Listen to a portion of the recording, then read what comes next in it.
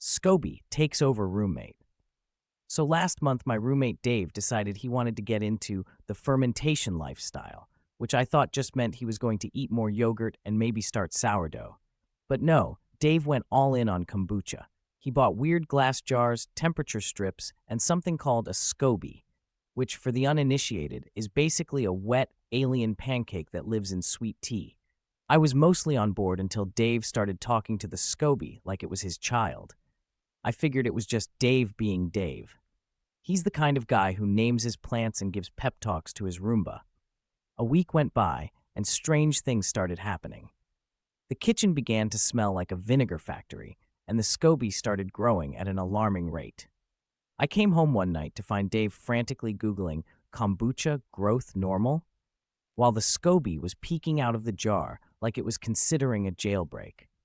The next morning, it had written hi on the fridge in sticky notes. I asked Dave if he did it, and he just shrugged and said, "Maybe it's just trying to communicate." I laughed it off until I caught the SCOBY using my mug and leaving it in the sink. By the second week, the SCOBY had taken over an entire shelf in the fridge, updated our Wi-Fi password to SCOBY Rules 2024, and started texting me reminders to buy more tea.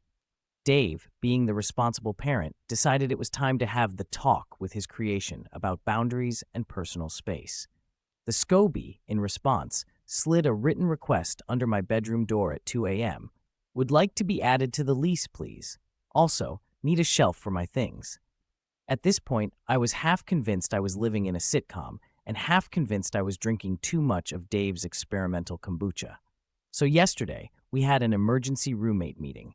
Dave, me, and the SCOBY, who insisted on joining via Zoom. After a heated debate about chores and equal fridge space, we put it to a vote, and the SCOBY immediately declared itself yeast in command. I guess that's what I get for letting things ferment out of control.